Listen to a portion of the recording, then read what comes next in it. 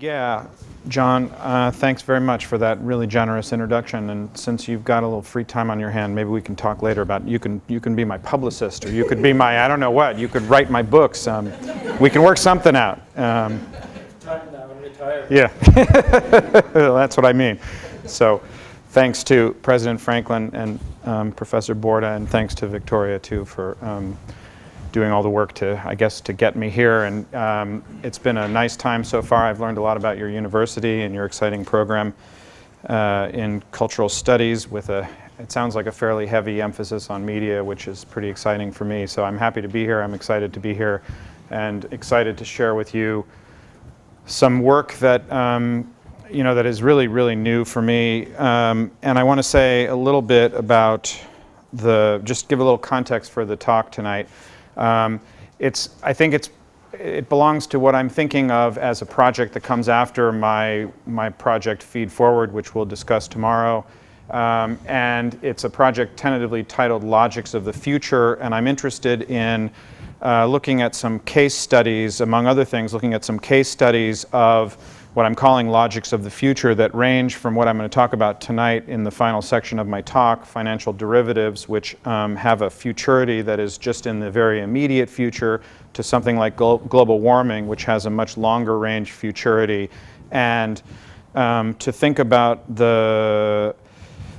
in some ways, I guess it's to think about the way the future is implicated in the present. And this makes me think that, in a way, I'm to use Whitehead's terminology, who's the philosopher that I'm thinking about these days, thinking these issues through. I'm happy to be the very first superject of John Fekete, coming here and bringing you, new stuff that is carrying on his wake. So this is a great opportunity. My paper takes place in 9 sections, and I'll have some slides just to keep you from getting too bored, and sometimes to deliver content I don't have time to deliver in my reading of my talk. I think it lasts about 45 to 50 minutes. So let me begin.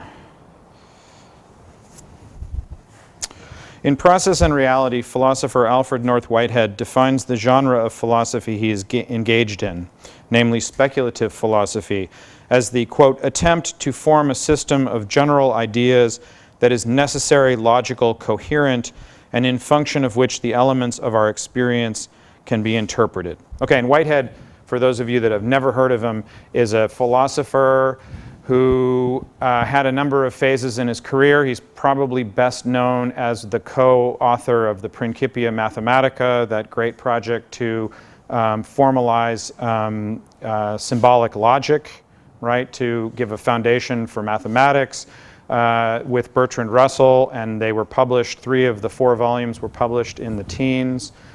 He then went on to become a speculative philosopher who, as I understand him, had as his mission to develop an account, a metaphysical account of the structure of reality that did 2 things, that explained why experience was like it was, and that did justice to the latest findings in science, right? And that means relativity, Einstein's relativity, and even more relevantly and pressingly for him writing in the mid to late 20s, the new discoveries that were happening in quantum mechanics. Okay, so this is a philosopher who, in my work now, I'm arguing is a very useful resource for us thinking about exactly that dimension that John Fekete, put his finger on in a really great way about my work, namely all of the operations of computation that are happening beneath the threshold of perception outside of our awareness that nonetheless have a lot to do with our sensory experience and, as you say, are our best friend, right? I really like that. Okay, so back to my talk. By calling his philosophy speculative, Whitehead seeks to specify a certain relationship between this system of general ideas, which is, again, necessary, logical, and coherent, and the contingency of actual experience, whose explication it is designed to facilitate. Rather than forming a transcendental ground for experience, a ground that comes first and forms the condition of possibility for experience, the necessary, logical, and coherent speculative system is first and foremost a device that allows us to interpret our experience. But the speculative system, as we shall see, is also, and in fact most fundamentally, itself a perspective on experience that is, in certain crucial respects, divergent from what is given in experience. Let me begin my talk by emphasizing the importance of keeping these two elements, speculative system of ideas on the one hand, actual experience on the other, separate, but paradoxically of keeping them separate in order precisely to be able to determine, appreciate, and benefit from their deep correlation, and indeed, what I shall claim is their ontological oneness. This need to keep separate and yet correlate is particularly evident in relation to what is perhaps the core of Whitehead's method of speculation, the domain of mathematics. In my talk, I shall take a distance from debates about the continuity of Whitehead's career, from his early work in mathematics that culminated again in the publication of some volumes of the Principia Mathematica, to his final philosophical phase, marked by the speculative project of process and reality. So I will not focus on that, in order to grasp instead what I view to be the distinctive feature of his understanding of mathematics throughout his career, which is his commitment to thinking mathematics as a form of process. Okay, and one of the reasons that I'm interested in mathematics is obviously because that's the, I mean, as you put it, Professor Borda, the mathesis as the structure of media that we can master without understanding. I mean, I'm very interested in this idea.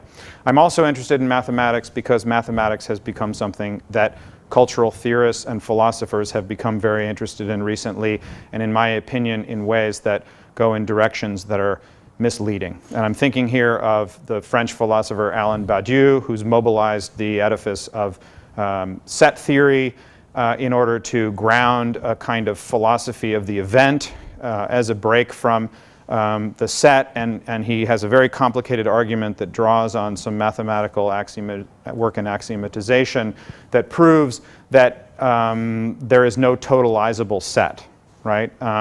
And then his student, another French philosopher named Quentin Meillassoux, who I'll be referring to later, who has taken Badiou's argument in order to make a claim that the only absolute necessity is absolute contingency, and that the world could change in massive ways from one moment to the next. And I find both of these arguments dangerous and wrong.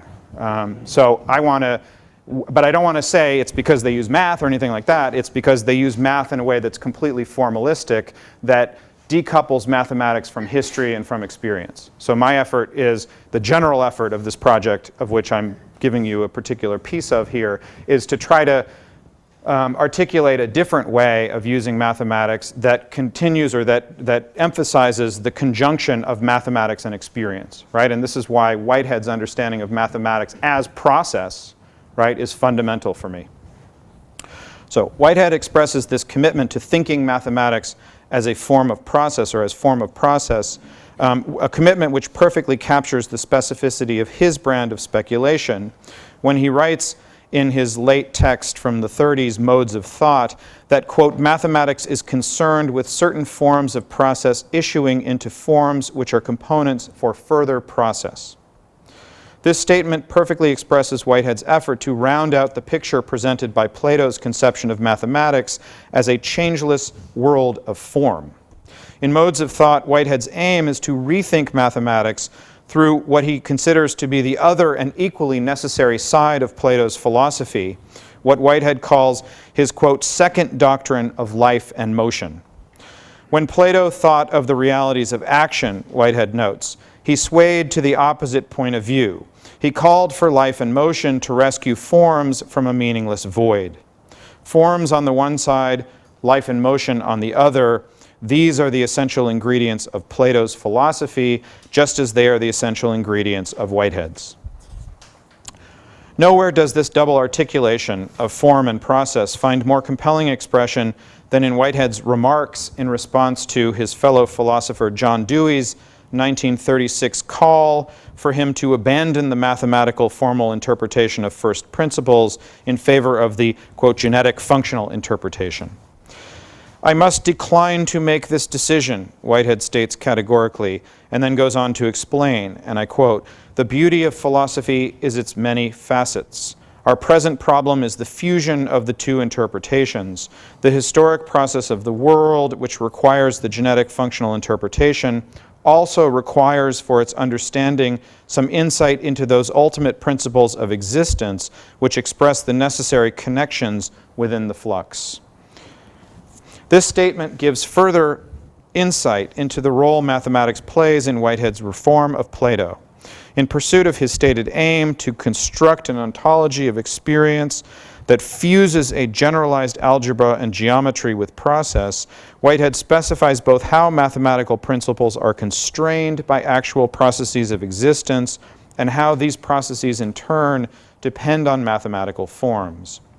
Forms provide what Whitehead calls, quote, the basic connectives, general patterns according to which, quote, real variables or unspecified accidental factors can be connected. The key point, however, is that these real variables bring a dynamic and processual aspect into play that suffuse the connectives, the mathematical forms, with the accidental. Quote, "But the connection of the accidents is not a mere mathematical formal principle. It is the concrete accidental fact of those accidents as thus connected. This suffusion of the connective by the things connected is the most general expression of the genetic functional character of the universe." In the suffusion of the connective, not only are the static and invariable mathematical formal principles embodied by accidental factors, they are also revealed to be general forms of potentiality for connection. The relation linking forms of connectedness and things connected is, in short, an internal one, where each is impacted by the force of the other in its own proper expression. Section 2. This picture of the mutual imbrication of mathematical formal and processual accident mathematical form and processual accident bears consequentially on Whitehead's approach to the mathematical concept of infinity. On the one hand, this imbrication of form and process, or form and accident, designates precisely what differentiates modern from Greek mathematics. Thus, what was once a, quote, science of a static universe has been fundamentally reconceived as forms of transition. And I quote from Whitehead again, "The modern concept of an infinite series is the concept of a form of transition, namely the character of the series as a whole is such a form. The notion of the sum of such a series is the notion of a final issue indicated by this form of transition." Here, far from being a purely formal concept, as it is in the 19th century developments preceding and informing the Principia Mathematica, and as it continues to be for contemporary philosophers like those I mentioned, Alain Badiou and Quentin Meillassoux, infinity is a form of process internally related to concrete matter of fact. In this sense, one could say that there is no infinite as such, but only different infinitudes internally related to different finite perspectives. We might say that Whitehead maps the mathematical infinite onto an infinitude of extension, recasting it as the over-fullness of potentiality associated with any given moment, any particular matter of fact, in the ongoing development of the universe. Whitehead thereby provides a thoroughly relational conception of the infinite. Such a remapping of the infinite onto extension comprises nothing less than the pinnacle of Whitehead's engagement with mathematics in modes of thought. And I quote again, "We require to understand how the mere existence of unchanging forms requires its own immersion in the creation of a changing historic world. There is a form of creation. We require to understand how infinitude requires the finite. We require to understand how each immediately present existence requires its past, antecedent to itself, and requires its future, an essential factor in its own existence. In this way, immediacy of finite existence refuses to be deprived of that infinitude of extension, which is its perspective." If the infinite is, like any other mathematical form of process, necessarily suffused by the accidentality of what it connects specifically is the superjective force of a given matter of fact. Its relevance, quote, its relevance to potentialities beyond its own actuality of realization, right? And so Whitehead has this idea of the subject as subject superject, meaning that every part of process, what he calls an actual entity, has a subjective side which concerns its own genesis, right? The way that it reacts to something, to the entirety of the settled world when it comes into existence and creates itself as a subjective unity. But then it has a subjective force, which is its power to influence future actual entities, future moments of process, right? And I, in my work on Whitehead in general and in this work as well, put a lot of weight on this role of the superject and the superjective force of process. So it could also be understood, as I try to understand it, as a kind of force of the environment or an environmental force of subjectivity rather than a subjective or a subject to substance force of subjectivity. So let's see, where was I? Yes. If the infinite is, I'm going to reread the last sentence. If the infinite is, like any other mathematical form of process, necessarily suffused by the accidentality of what it connects specifically is the superjective force of a given matter of fact, quote, its relevance to potentialities beyond its own actuality of realization. Let us call this concept of infinity Whitehead's good infinity. It is the set, if you will, of all potential relations of a given matter of fact. And let us contrast this good infinite with the purely formal concept of infinity, what we can henceforth call Whitehead's bad infinity. Such a concept can be defined by its purported independence from any finite perspective, which is equally to say, by its pure formality.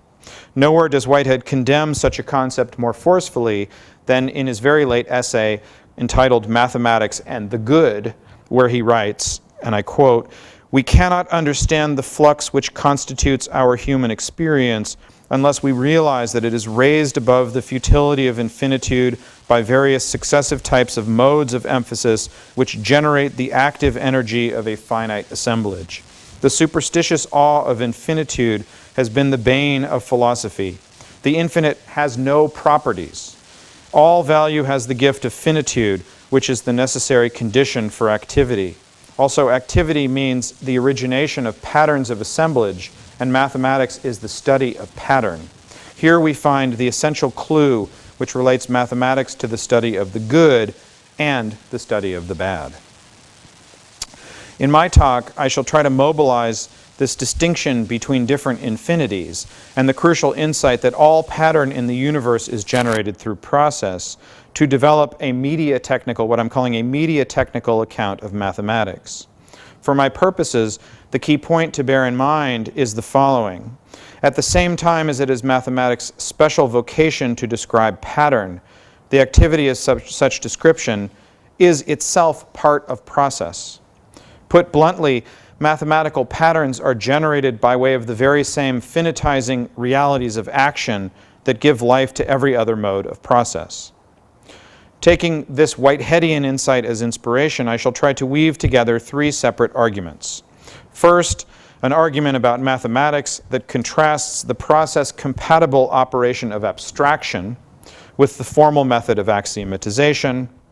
Second, an argument about how mathematics as form of process supports and indeed recapitulates Whitehead's beautiful idea that every actuality prehends the totality of the settled universe.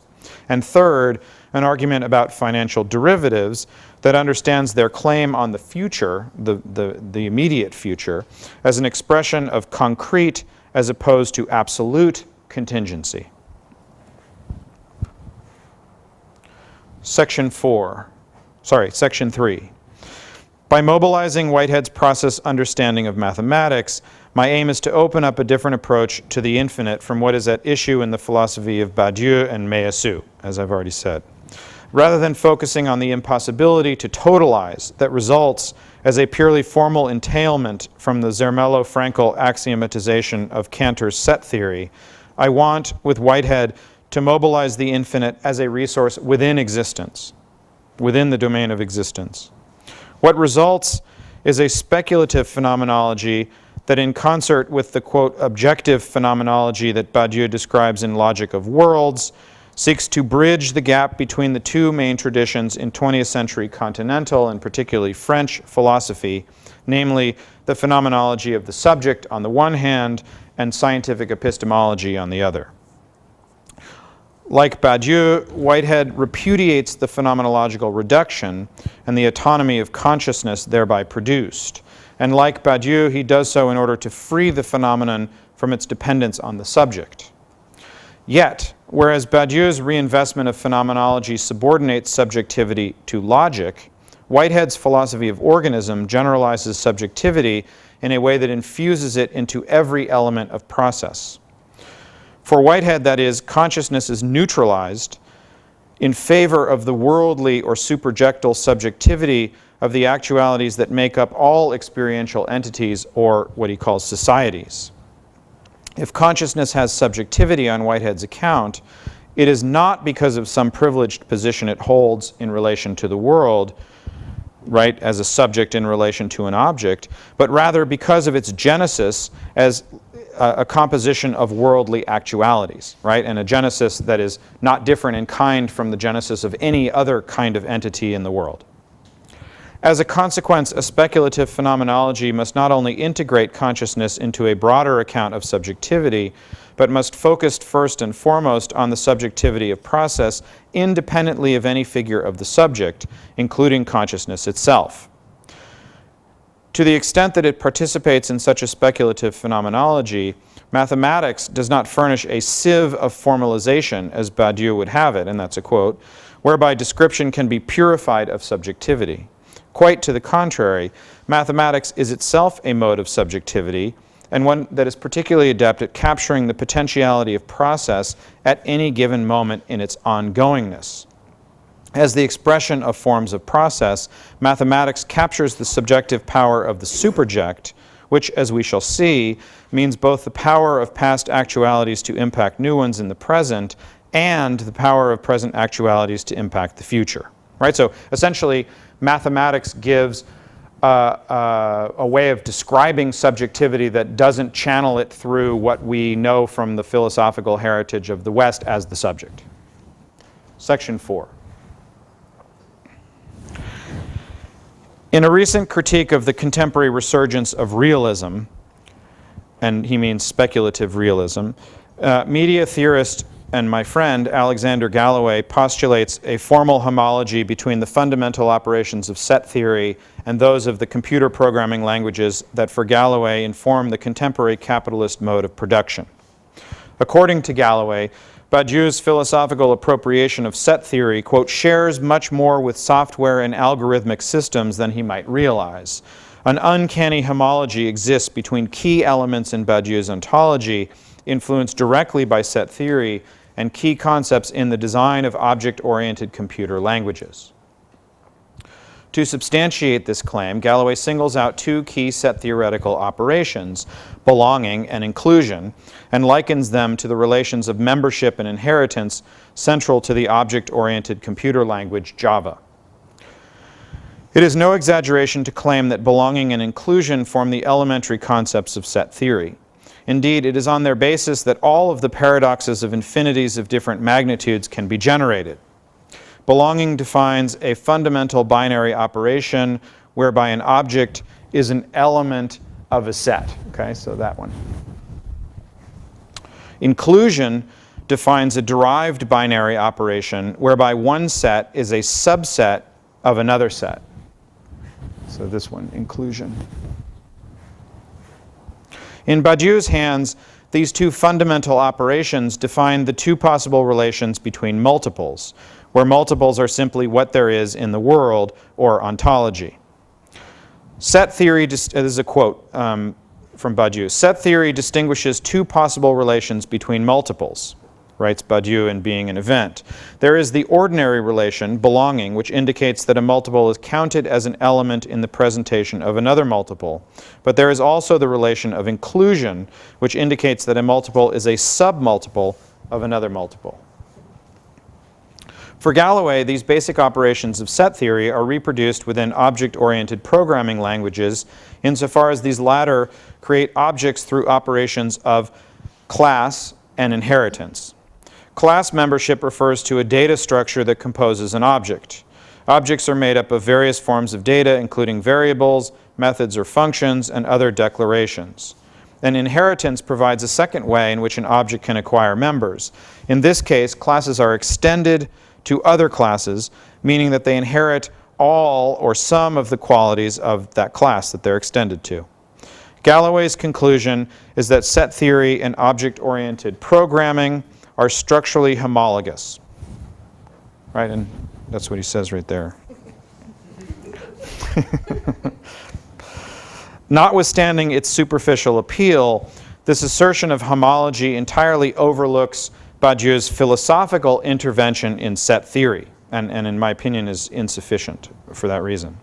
For Badiou, as we know, set theory, or the theory of multiples, is a static and negative concept that simply designates what there is in the world, right? Multiples. Set theory is Badiou's name for ontology.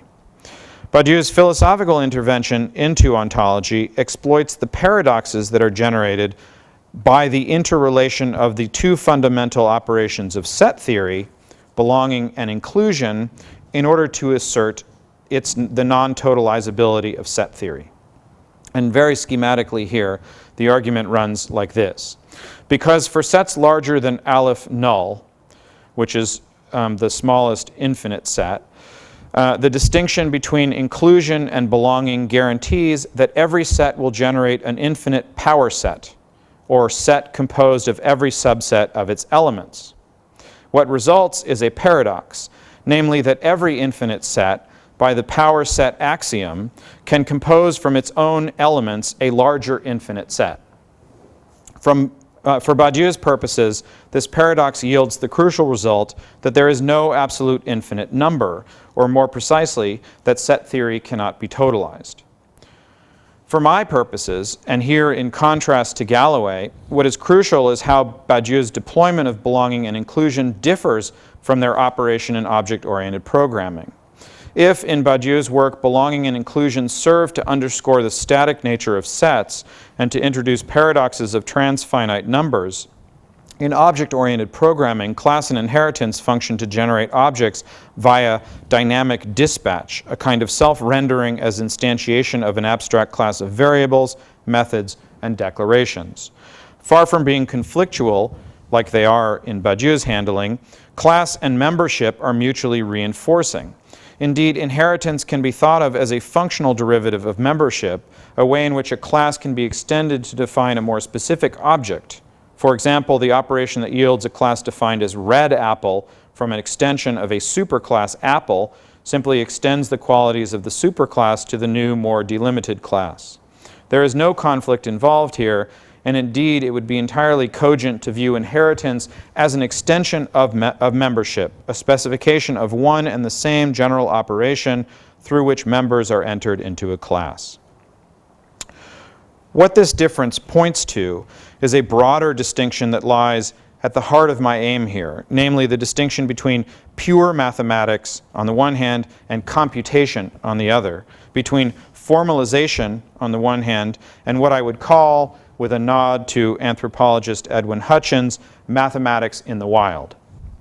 To the extent that Galloway's true interest in math qua software or algorithm operating as historical actor in the era of computerized capitalism, to the extent that Galloway's true interest is math as software or algorithm operating as a historical actor in the era of computerized capitalism, and to the extent that his true antagonist turns out not to be Badiou himself, but Quentin Meillassoux' anti-historical extension of Badiou's set theoretical formalism, we might do well to invoke an alternate appropriation of set theory in our effort to comprehend its quote, intrinsic link to computation.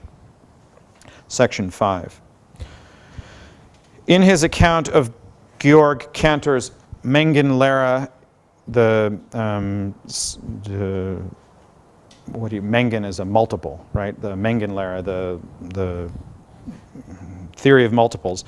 In Passage des Digitalen, German media theorist Bernhard Siegert discovers a media technical transformation of the paradoxical structure of infinity itself. And this is a quote from Siegert. Mathematically expressed, the solution to the problem is based on the countability of series of even and uneven numbers, and mediatechnically expressed on the availability of an arbitrarily large solution in an actual infinite. Cantor's decimal fractions no longer denumber the real in an analog way. They no longer represent any magnitude. The positions following the comma no longer represent tenths, hundredths, thousandths, etc. They are, independently of any representation of magnitude, simply positions on a list on which one can store data. This means that these Cantor numbers do not converge. Cantor's concept of number no longer conceives number as Stevenian magnitude, but rather as data format, as list. The space in which is mapped the monster functions of arithmetizing programs and a fortiori the mapping of the Mengenlehre is the space that would later be called computer space. What Siegert is describing here is nothing less than a practical Aufhebung of the Mengenlehre and of the problem of multiple infinities that, as we are at least all vaguely aware, led to the development of the digital computer. The prehistory of digital computation from Cantor to Alan Turing is marked by the development of mediatechnical operations for treating infinite magnitudes as finite algorithmic processes. Within this context, and this is the key point that I want to stress here, the mathematics of infinity does not matter because of its potential to generate formal paradoxes, but rather because of its historically achieved role as the concrete ground for experimenting with the limits of what is computable and defining a differentiation or a cut between the computable and the non-computable. Turing's demonstration that David Hilbert's Entscheidungsproblem is undecidable, to give one by no means arbitrary example, transforms Cantor's diagonal method into a practical process for finding an algorithm to determine for a given natural number whether it belongs to the set D of natural numbers. Whereas the diagonal method was originally introduced to map the natural numbers onto the real numbers and to generate ever more transfinite cardinal numbers, its practical repurposing focuses on mediatechnical operations whose aim is to determine whether a specific logical problem is algorithmically solvable, which is to say, computable. Indeed, viewed in the context of Badiou's opposition of belonging and inclusion, the diagonal method can be seen to be marked from the very beginning by a distinct practical tendency. To the extent that the method involves labeling as a way of setting up one-to-one matching between sets and members, it is perfectly general in the sense that it doesn't matter whether one begins with a finite set or an infinite set.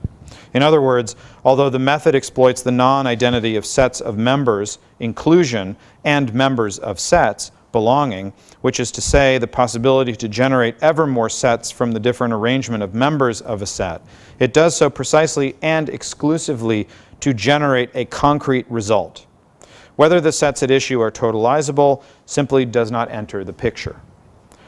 Let us substitute this contrast between formalization and practical application for Galloway's distinction between a realist and a materialist position concerning the relation of mathematics and ontic history.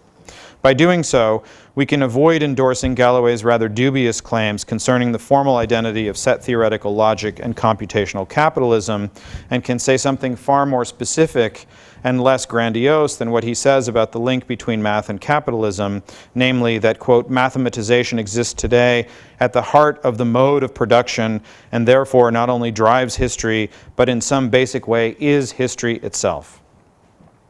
For if mathematization is deeply involved in history, and I concur with Galloway on this point, it is not simply because computational capitalism deploys the logical and mathematical principles bequeathed to us by the legacy of set theory, but rather for the far more precise and material reason that capitalism is built on the practical, which is to say media-technical transformation of concrete set theoretical relations, on the transformation of formal mathematics into computable and executable algorithms. Section 6. Let me now turn to one specific algorithm which, there can be no doubt, has had a marked impact on the recent history of capitalism and of global capitalist culture. The algorithm I have in mind is the Black-Scholes model for pricing derivatives, also known as the Black-Scholes-Merton model for pricing derivatives. Introduced in 1973, Black-Scholes was the first strictly quantitative formula for calculating the prices of options, where the determinative variable is not the change in price, but simply the volatility of the underlying assets. More simply put, the Black-Scholes formula made it possible to base price on the amount of risk associated with the circulation of the underlying, independently of any assessment of its positive value. In their study, Financial Derivatives and the Globalization of Risk, Edward Lipuma and Benjamin Lee link modern derivatives to the rise of speculative capital, which they claim, quote, is currently restructuring the relationship between production and circulation by accelerating and expanding the spatial reach of the reproduction of capital. For Lipuma and Lee, derivatives are emblematic of a qualitative shift in capital, from a system anchored in commodities and production to one that untethers the underlying from anything material, and indeed that derives value from the circulation of money itself. What they call the culture of financial circulation marks a new phase of capitalism where derivatives allow profit to be realized through the exploitation of global connectivity. In their effort to critically evaluate this new system of circulatory capital, Lipuma and Lee focus on the way that financial actors invest in a narrowly scientific approach to derivatives that serves to isolate their circulation from social factors of all sorts.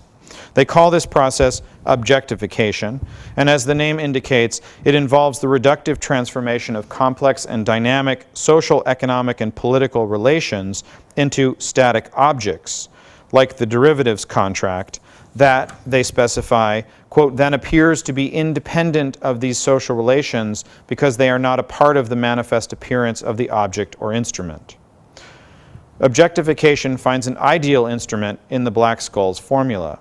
As a purely quantitative model for pricing risk, the Black-Scholes formula distills this process of objectification into a medium that can be wielded by traders with little understanding of the mathematics involved. As science and technology studies scholar Donald McKenzie argues, the media-technical materialization of risk evaluation in the form of computationally generated data sheets, initially those sold by Fisher Black himself, serves to operationalize the divide between trading activity and the underlying mathematical knowledge on which it is based. In other words, the traders buy and sell derivative products literally with no clue of the mathematics on which pricing is based. If the privileged material support for such mediation was paper, what was actually being mediated was nothing other than the gap between mathematical formalization and the concrete activity of trading that Lipuma and Lee stress, the gap that is, in their account of the efficacy of the Black-Scholes formula.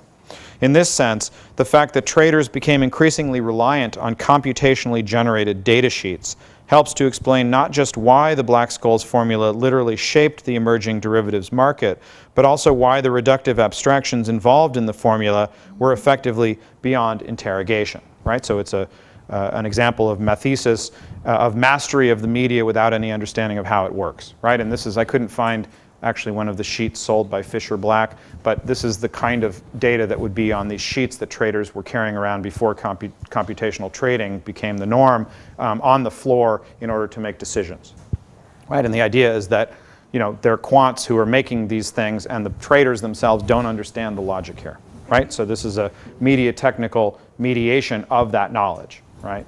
That, you know, led to some bad stuff. Section 7. These abstractions did, however, come into sharp focus following the market crash of October 19, 1987. The exemplar of what trader and popular financial author Nassim Taleb calls a black swan event. This crash marked the occurrence of something that was so unlikely it simply cannot be grasped on the probabilistic model of Black-Scholes. Right, and so the way that Taleb and Lipuma and Lee and others explain this has to do with the massive reliance that traders had on this formalization, right, that then became insufficient to deal with something as unpredictable as the market crash, but was terrible, you know, precisely because everybody was relying on it, right, because it had become such a ubiquitous technical mediation of financial knowledge. The break from log normality following the crash marks the introduction of what is called a volatility smile, a pattern of option pricing in which the graph of implied volatility against strike price is no longer a flat line. That this volatility smile has permanently altered the operation of the market draws attention to the untenability of one of the founding assumptions of the Black-Scholes formula, namely the idea that the volatility of an underlying asset remains constant despite trading activity, or more abstractly, that future prices will reflect past prices, right, which is the basis for the probabilistic model that Taleb and then the other person I'm going to talk about in a minute, Eli Ayash, reject. What lies behind the volatility smile and what comprises the true reason for the failure of the Black-Scholes formula is the futurity of options pricing. What is being speculated on in the present is something that has not yet happened, the fixing of the price in the future. Mackenzie grasps this perfectly when he writes that, quote, the key difficulty in judging the fit between model and market is the need to input an estimate of volatility before the model yields an option price. What is at issue is not past volatility, which can be measured statistically, but future volatility, which cannot. The assumption that volatility is constant, the key requirement for the Black-Scholes formula, perfectly exemplifies the process of objectification as it has been theorized by Lipuma and Lee. It involves creating concrete relations, the actual and constantly evolving relations between prices, as a static object, the statistical measure of volatility of a specific underlying asset. When this objectification breaks down, what is revealed to be untenable is the very notion that future prices can be measured through statistical probability, or that future prices can be modeled on past prices. For Nassim Taleb and in his wake Eli Ayash, this situation signals nothing less than the end of probability.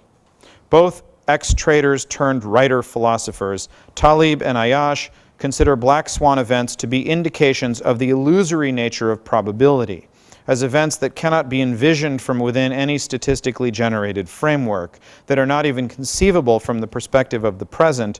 Black swan events mark a radical caesura in probability itself. In a collection of papers written over the last decade, and more systematically in his 2010 book entitled The Blank Swan, right, so not the black swan, but The Blank Swan, The End of Probability, Ayash accepts Taleb's claim about black swans. He takes it to mark the end of probability, and he seeks to develop a model of derivative pricing that eschews the methods of probability, i.e. statistical analysis of past prices, in favor of an on-the-fly analysis of current moment-to-moment pricing that, as he puts it, gives us numerical access to the future, the very near future. Ayash's main argument is that the market should replace probability as the metaphysical ground for derivative pricing. If the volatility smile marks the shipwreck of the Black-Scholes formula, a different mode of estimating volatility is called for and is provided by the market itself. Rather than a single number inferred from the history of previous prices that would hold for all derivatives written on a given underlying, what the market produces at any given synchronic moment is a host of volatility numbers correlated with different options that produce a surface of volatility. By taking the prices of these divergent options as the input, forecasts of volatility in the just-to-come future can be generated. For Ayash, the market is the place where price gets determined from moment to moment, and in this sense is the place where all of the material factors that determine price are brought together and expressed. According to Ayash, this means that the market is sensitive not just to the host of factors that most immediately impact the price of a derivative, but ultimately, quote, to the whole human economy, society, and the whole future, a point to which I shall return. For the moment, the key issue is this, that when a trader interacts with prices in the market, he is not dealing with abstractions like the probabilities that describe volatility on the Black-Scholes formula, but with actual material events, and indeed with events that distill, or as Whitehead would say, that prehend the entirety of the world's causal efficacy at that moment. Despite Ayash's claims to dispense entirely with probability, however, his approach, in my opinion, still involves using probability algorithms, but using them, as it were, non-statistically. These get harder and harder, by the way. In his analysis and in the software marketed by his company, ITO33, probability tools are deployed in reverse in order to generate a, quote, forward equation for pricing that is based on the input of actual prices of derivatives in the current instant of the market. And I've got here, it says, for reasons of time, I have to skip the detailed analysis of how this works, but refer you to this quotation.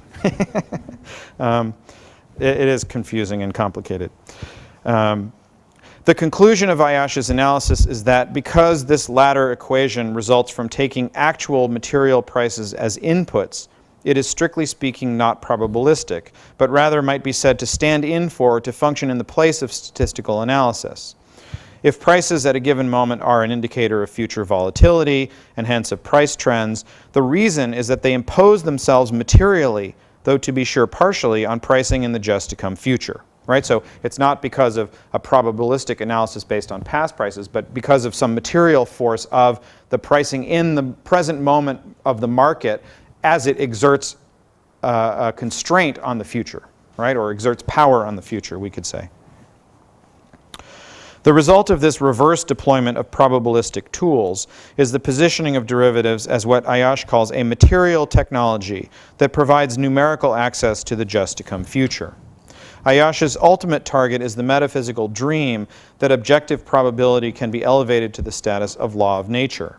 It is precisely to debunk the metaphysical pretensions of probability that he wrote his book, The Blank Swan, presented as a theory of writing, where writing, i.e. the writing of contingent claims, is understood as an activity that happens in the blank space of the instant market, or the market instant. Ayash's argument mines the resources of Meillassoux speculative thought in order to characterize price as absolutely contingent and the market as a medium of absolute contingency. And if I had more time, I would develop the difference between Ayash's understanding of absolute contingency and Meillassoux', because Ayash's is conditioned by the causal efficacy of the world at that moment, whereas Meillassoux' is a purely formalist one that insists that the world could change completely from one moment to the next. So in a way, I'm arguing that, not that you care, right, but that Ayash gets Meillassoux wrong, right, that he misunderstands. He thinks he's thinking the same thing. He thinks something different. And actually what Ayash thinks is much more interesting, right, for my purposes at least. Section 8. The crux of this appropriation, and here again I summarize a longer analysis, centers on Ayash's claim to furnish what Meillassoux hesitates to provide, a derivation of the non-totalizability of the possible, not as a purely formal condition that follows from the principle of factuality, which is how Meillassoux does it, or we could say a formal principle that follows from the axiomatization of set theory, but rather as a materially consequential ground. What this means concretely in the case of derivatives is that the trader or market maker must trade the derivative, which is initially nothing other than a formalization of a possibility, that is, an object of divergent probabilistic reckonings. He must trade that as a contingent claim. Encountering a totalization of possibility, the trader must trade the derivative, quote, at variance with its theoretical value, which is to say, outside this totalized space of the possible, in order to produce an event, the contingent stipulation of price. Untotalization here becomes a concrete correlate of the event of trading. And with this transformation, mathematics itself, the paradigm of pure ahistorical description for Meillassoux, becomes a mediatechnical tool for producing the contingent event on this side of being. Right, and that's a reference to Badiou, who says that the event is on the other side of being because being is the multiple and blah, whatever. By way of his transformative appropriation of Meillassoux' speculative thought, Ayash furnishes an opportunity for us to contrast two logics of the future that are correlated with two fundamentally opposed views of mathematics. At one extreme is Meillassoux' view of absolute contingency and his corresponding understanding of mathematics as the formal description of the pure possible, the pure thinkable. On this view, the future is absolutely unconditioned. and what we commonly understand as laws of nature could simply change at any point. So gravity could stop holding, whatever. At the other extreme is Whitehead's conception of real potentiality and the superjective force of settled fact, with its corresponding view of mathematics as form of process. On this view, the future partially imposes itself on the present, yet remains contingent in a material sense insofar as it can only be produced by the accident of action, which is to say, through the creativity of new actualities that prehend the entirety of the settled world at that moment of its ongoing creativity. And I should rather say the present imposes itself on the future.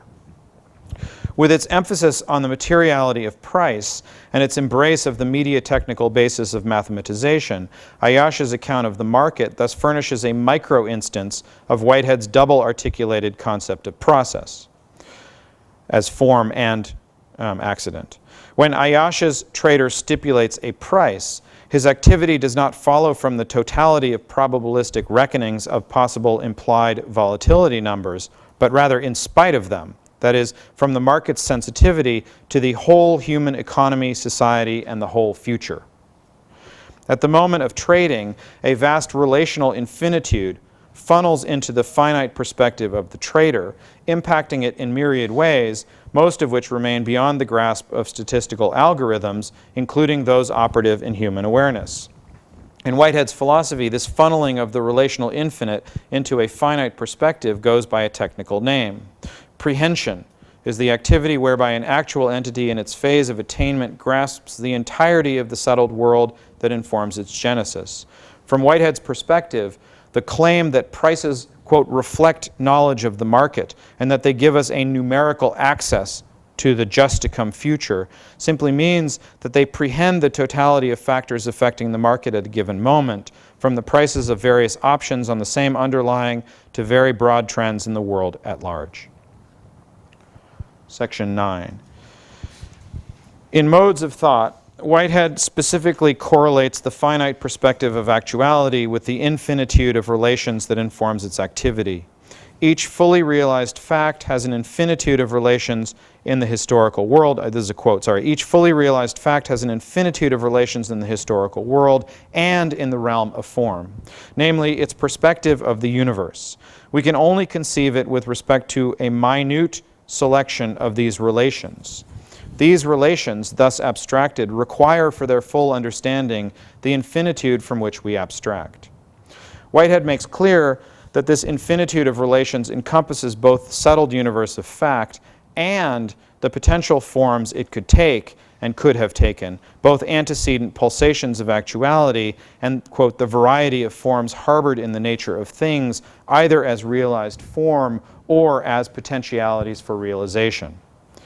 For this reason, the, quote, data for any one pulsation of actuality consist of the full content of the antecedent universe as it exists in relevance to that pulsation. The data for every pulsation thus consists in, quote, what has been, what might have been, and what may be. In these passages from Whitehead, we get a clear picture of how the process of actuality is informed both by fact and by potentiality. Indeed, recalling the eighth category from Process and Reality, the category of subjective intensity, we can see how two descriptions of potentiality as superjective power and potentiality as mathematical form, converge in Whitehead's relational concept of infinity. The category of subjective intensity states that the subjective aim animating a new actuality is, quote, at intensity of feeling in the immediate subject and in the relevant future. Noting that this double aim is less divided than appears on the surface, Whitehead emphasizes how the future is, in some undeniable sense, already acting within the present. And I quote, "The relevant future consists of those elements in the anticipated future which are felt with effective intensity by the present subject by reason of the real potentiality for them to be derived from itself." For my purposes, the important point is to understand how this structure of futurity, rooted in the real potentiality of actual data, converges with the notion of mathematical form as relational infinitude, as infinitude correlated with a finite perspective.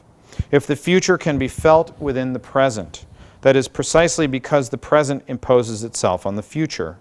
Yet it imposes its causal force not at the level of events, but at the level of worldly vibrations, which is to say, at the level of molecular processes that only subsequently distill into macroscopic events.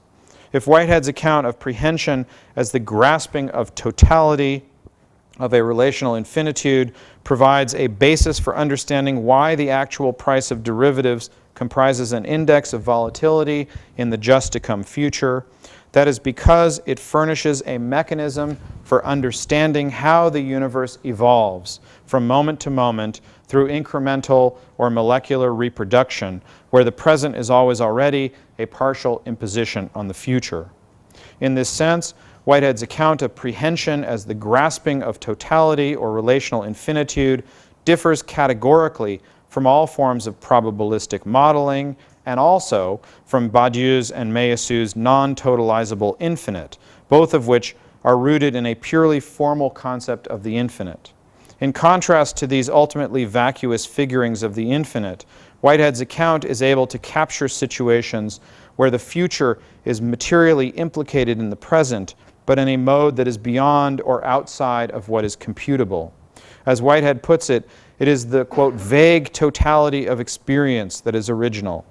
And because this vague totality is made fallacious by the interpretive reactions we have to it, by the reactions that yield what we call sense perception, it can only be felt in a mode that does not so much clarify as simply capture or express an echo of its sense. If Ayash's market can be called a medium, it is because it perfectly exemplifies Whitehead's notion of vague totality. One comes to the market, as Ayash repeatedly emphasizes, not when one has knowledge, but when one does not know anything. And one trades in the market only at the moment when one exceeds the formalized space of possibility produced by probabilistic algorithms. If traders are market makers, as Ayash claims repeatedly, that is precisely because they can intuit prices' future trending. More precisely still, traders become market makers, according to Ayash, precisely because they can only, quote, feel what is going to happen, because and to the extent that they can see the color of the future. Thank you.